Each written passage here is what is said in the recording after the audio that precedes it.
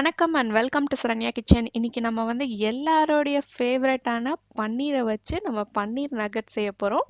இந்த ஸ்நாக் ரொம்ப சுலபமாக பண்ணிடலாம். அதே மாதிரி இதை நம்ம நாளே ப்ரிப்பேர் பண்ணி வச்சு நெக்ஸ்ட் நாள் கூட நம்ம செய்யலாம். மெயினாக நம்ம கிட்ஸோட பர்த்டே ஃபங்க்ஷனுக்கெலாம் நம்ம இந்த ஸ்நாக் முதலே ப்ரிப்பேர் பண்ணி வச்சு நெக்ஸ்ட் நாள் நம்ம கொடுக்கறதுக்கு ரொம்ப ஈஸியாக இருக்கும்.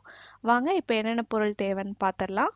200 கிராம் அளவுக்கு பன்னீர் ஸ்கொயராக கட் பண்ணி வச்சுக்கலாம். 1 டீஸ்பூன் அளவுக்கு சாட் மசாலா, அதுக்கப்புறம் 1 டீஸ்பூன் அளவுக்கு இஞ்சி பூண்டு பேஸ்ட் நான் வந்து தட்டி வச்சுருக்கேன். 1 கப் அளவுக்கு மைதா மாவு,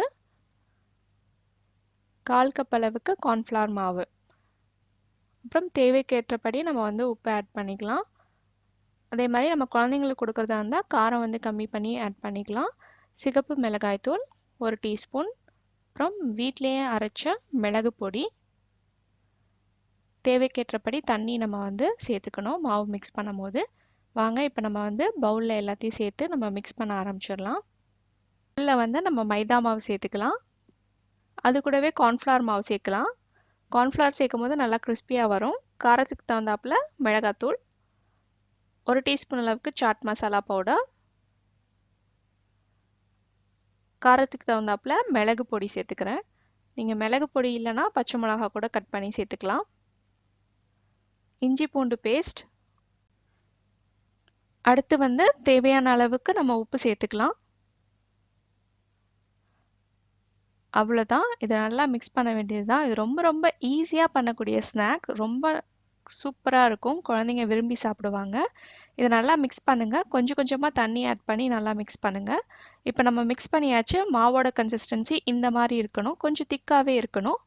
இதில் வந்து நம்ம கட் பண்ணி வச்சுருக்கிற பன்னீர் க்யூப்ஸை போட்டு நல்லா பெரட்டி எடுக்கலாம். இப்போ இந்த பன்னீர் க்யூப்ஸை வந்து நம்ம பிரெட் க்ரம்ஸில் போட்டு நம்ம வந்து நல்லா கோட் பண்ண போகிறோம். நல்லா ஸ்ட்ராங்காக கோட் பண்ணிக்கோங்க. இப்போ பன்னீரை வந்து நம்ம நல்லா கோட் பண்ணியாச்சு. இதை வந்து தனியாக ஒரு தட்டுக்கு மாற்றி இதை நம்ம ஃப்ரிட்ஜில் வந்து 15 நிமிஷம் குறைஞ்சது நம்ம வைக்கணும். அப்போ தான் நல்லா வந்து கோட் ஆகி பிளெண்ட் ஆகி இருக்கும். மசாலா எல்லாமே பிரியாமல் நமக்கு வரும் எண்ணெயில் பொரிச்சு எடுக்கும் போது. இப்போ 15 நிமிஷம் கழித்து நம்ம வந்து எண்ணெயில் பொரிச்சு எடுக்கலாம். இப்போ 15 நிமிஷம் ஆயிடுச்சு, ஃப்ரிட்ஜிலேருந்து எடுத்தாச்சு.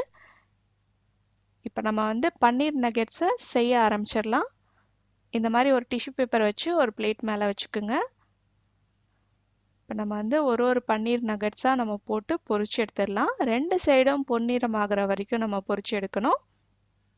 அவ்வளோதான், ரொம்ப ரொம்ப சிம்பிளான ஸ்நாக்ஸ். அதுவும் நம்ம முன்னாடியே செஞ்சு நம்ம ஃப்ரிட்ஜில் ஸ்டோர் பண்ணி வச்சுக்கலாம். பசங்க ஸ்கூல் போயிட்டு வரத்துக்குள்ளே நம்ம செஞ்சு கொடுக்கலாம். அப்படி இல்லைனா பர்த்டே ஃபங்க்ஷனுக்குலாம் நம்ம இதை முதல்ல செஞ்சு வச்சுக்கலாம். ஒரு சூப்பரான ஸ்டார்டர் அண்ட் ஸ்நாக்ஸ். பன்னீர் இருக்கிறதுனால குழந்தைங்க ரொம்ப விரும்பி சாப்பிடுவாங்க. பன்னீரில் புரோட்டீன் அதிகமாகவே இருக்குது.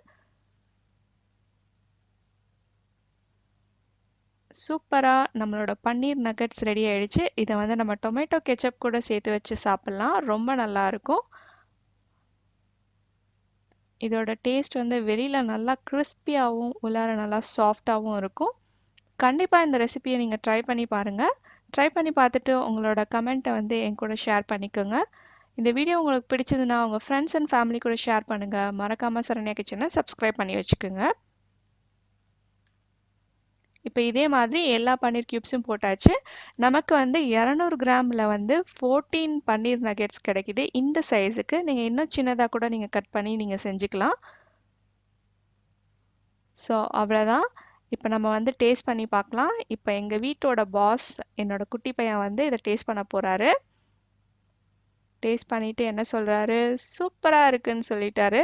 ஸோ கண்டிப்பாக இந்த ரெசிபியை ட்ரை பண்ணி பார்த்துட்டு உங்களோட கமெண்ட்டை என் கூட ஷேர் பண்ணுங்கள்.